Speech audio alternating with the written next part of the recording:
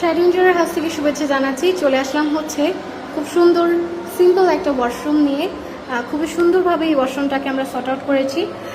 একটা মিডিয়াম সাইজের ওয়াশরুম এটা, যেটা দিয়ে আমরা ওয়াশরুমের ডোরটা খুলে ঢোকার পরপরই এখানে আমরা হচ্ছে বেসিন ইউনিটের সেট আপ রেখেছি। তারপরে আমরা WC দিয়েছি এখানে।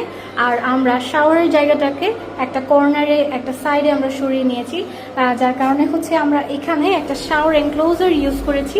এই শাওয়ার এনক্লোজারটা থাকার কারণে এখানে যখন কেউ শাওয়ার নেবে ভেতরের এই অংশটাতে এখানে সাইডে শ্যাম্পু সাবান এই জিনিসগুলো রাখা যাবে। তো শাওয়ার নিলে পানিটা কিন্তু মোটেও এইদিকে চলে আসবে না। হ্যাঁ, বাথরুমটা একদমই ড্রাই থাকবে। সো এরকম সুন্দর একটা ড্রাই ওয়াশরুমের জন্য আমরা সবসময়ই এই ধরনের সলিউশন প্রেফার করে থাকি। বাট এটা আসলে আমাদের জায়গার উপরে ডিপেন্ড করে থাকে এবং দিক নির্দেশনার বিভিন্ন ব্যাপার থাকে। সো আমরা এগুলো ওয়াশরুমের সাইজ এবং পজিশন অনুযায়ী আমরা এগুলোকে এইভাবে করে সলভ করে থাকি। সো এখানে ঢুকতেই প্রথমে আমরা যে বেসিন ইউনিটটি রেখেছি এইটার নিচে আমরা খুবই সুন্দর করে একটা ক্যাবিনেট করেছি। এটা গোল্ড কালারের একটা ডোকু করা হয়েছে, যেহেতু এই রুমের ফার্নিচারগুলো গোল্ড কালার ছিল। আর উপরে আমরা একটা টপ মার্বেল ইউজ করেছি। উপরে একটা বেসিন রাখা হয়েছে, টপ বেসিন। আর সাথে এখানে একটা মিরর ইউজ করেছি আমরা, যেটা সুন্দরভাবে চার সাইড থেকে লাইটস আসছে। সো এইটাই ছিল হচ্ছে ছোট্ট একটা ওয়াশরুমের ভিডিওটা আশা করছি খুবই ভালো লাগবে এবং হেল্পফুল হবে।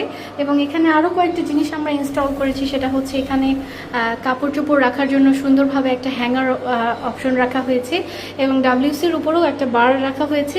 এখানে চাইলে অ্যাক্সেসরিজগুলো সুন্দরভাবে সেট আপ করে রাখা যাবে। সো এই ছিল হচ্ছে আমাদের ওয়াশরুম। এবং ওয়াশরুমটাতে কিন্তু আমরা উপরটাতে একটা সারফেস লাইট ইউজ করেছি, যেটা ওয়ার্ম কালারের, যার কারণে ওয়াশরুমে খুব সুন্দর একটা কজি এনভায়রনমেন্ট ক্রিয়েট হয়েছে। শাইডিঞ্জরের হাত থেকে শুভেচ্ছা জানাচ্ছি। চলে আসলাম হচ্ছে খুব সুন্দর সিম্পল একটা ওয়াশরুম নিয়ে। খুবই সুন্দরভাবে এই ওয়াশরুমটাকে আমরা সর্ট আউট করেছি।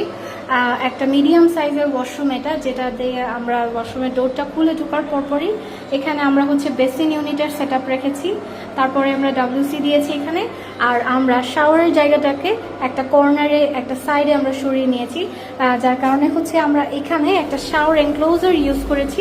এই শাওয়ার এনক্লোজারটা থাকার কারণে এখানে যখন কেউ শাওয়ার নেবে ভেতরের এই অংশটাতে এখানে সাইডে শ্যাম্পু সাবান এই জিনিসগুলো রাখা যাবে। সো শাওয়ার নিলে পানিটা কিন্তু মোটেও এইদিকে চলে আসবে না। হ্যাঁ, বাথরুমটা একদমই ড্রাই থাকবে।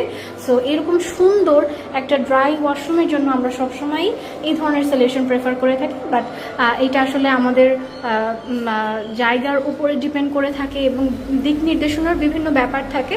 সো আমরা এগুলো ওয়াশরুমের সাইজ এবং পজিশন অনুযায়ী আমরা